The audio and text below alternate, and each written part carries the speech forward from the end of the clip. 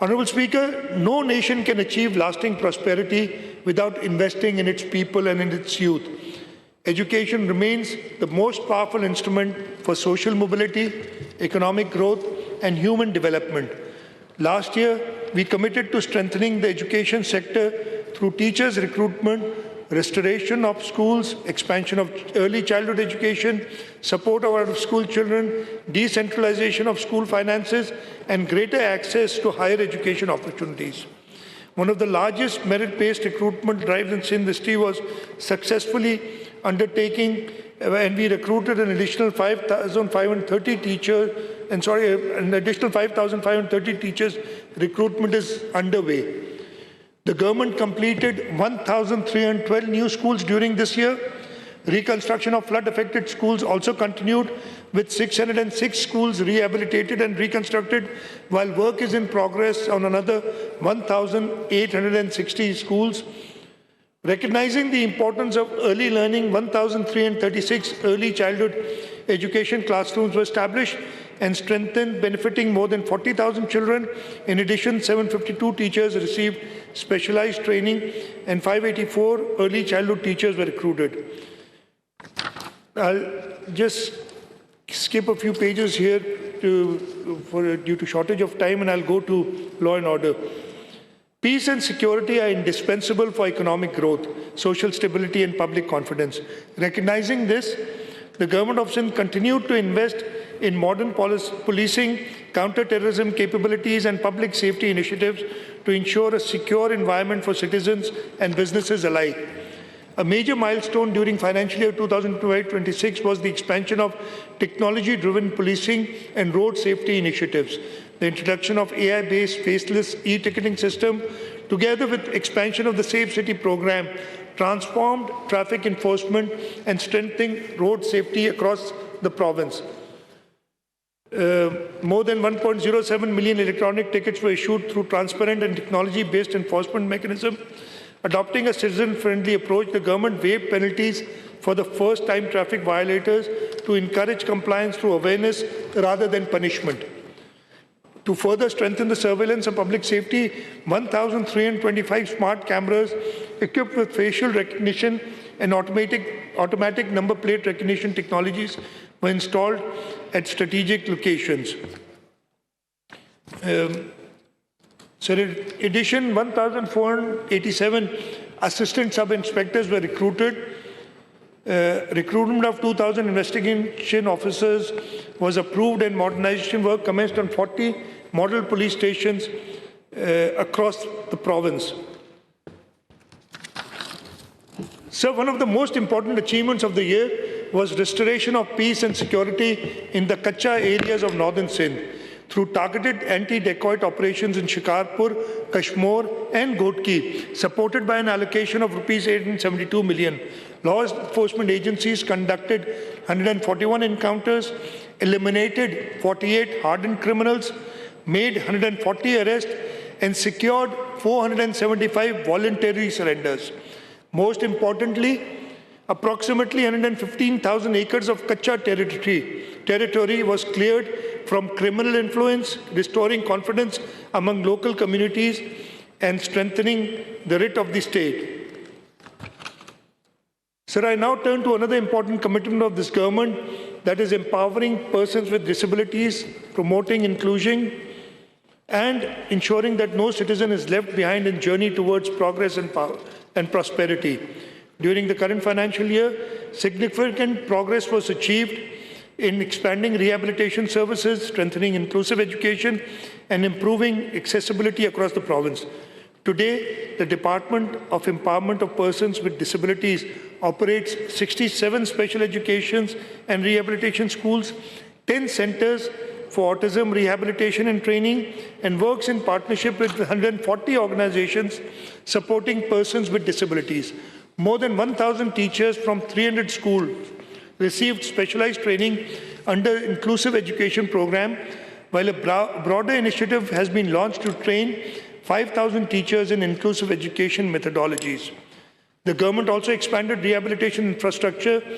New CARTS facilities at Tando Muhammad Khan and Korangi have been completed. while the Sakhar Mega Complex and centers in Mirpur Khas, Karachi Central and DHA Karachi are progressing.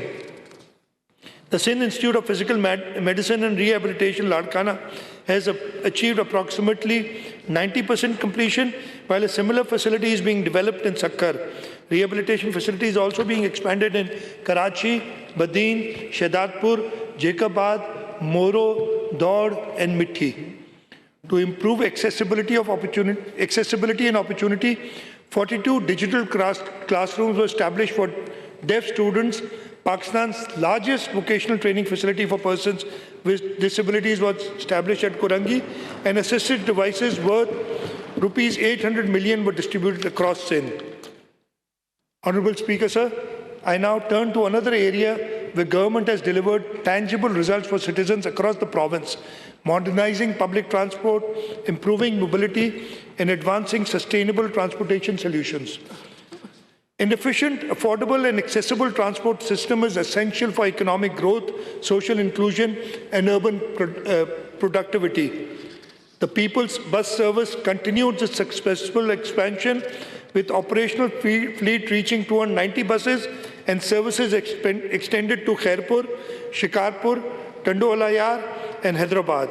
Today, the service carries approximately 125,000 passengers daily and has served more than 1 million passengers since its launch. To improve mobility for women, the Pink Bus Service, Pakistan's first women-exclusive public transport initiative, continued to expand.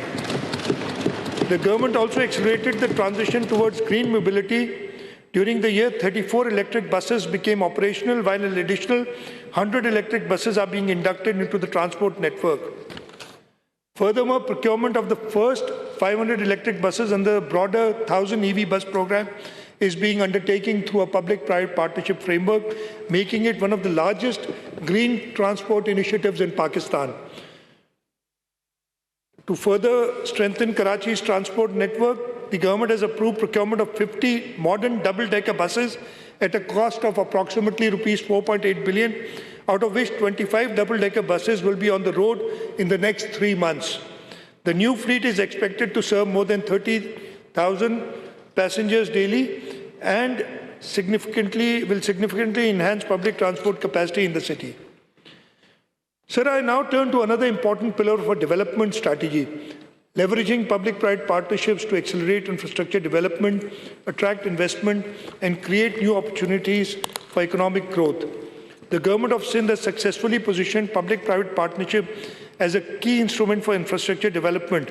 Today, Sindh possesses the largest public-private partnership portfolio in Pakistan, valued at approximately rupees 877 billion, with projects worth rupees 190 billion under construction and a further 365 billion under procurement and investment. These projects span transportation, water supply, renewable energy, urban infrastructure, and environmental sustainability. A flagship project under this framework is the Ghotki-Kantkot Bridge, the largest bank-to-bank or longest bank-to-bank bridge across River Indus in Pakistan, spanning approximately 12.2 kilometers. The project will transform connectivity in northern Sindh. The government also launched the carbon emission reduction through forestation project, covering approximately 35,000 hectares of riverine forest in Jamshoro and Matiari district. The project will sustain climate resilience, support carbon sequestration, enhance biodiversity, and create livelihood opportunities for local people. Sir, I now turn to water security, sanitation, and public health infrastructure. Access to clean drinking water, sanitation, and reliable public health infrastructure remains essential for public health, economic well-being, and sustainable development. During the current financial year, the government continued to invest significantly in water supply, sanitation, and drainage infrastructure across Sindh. Out of 167 targeted water supply and drainage schemes, 147 schemes have been completed, while work on 146 additional schemes is progressing and is expected to be completed during the next financial year. Major achievements include the completion of ultraviolet filtration water supply project at Rattodero and significant progress on the Shahdatkot water supply and drainage project, improving access to safe drinking water and sanitation service for local communities. The government is also implementing 578 water supply and sanitation schemes with an investment of approximately rupees 45.56 billion alongside 67 rural development schemes worth rupees 5.10 billion.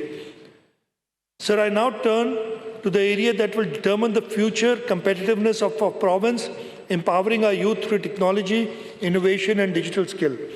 Recognizing that future economy will increasingly be driven by technology, innovation and knowledge, the Government of Sindh has made significant investments in digital transformation, technology education and skill development.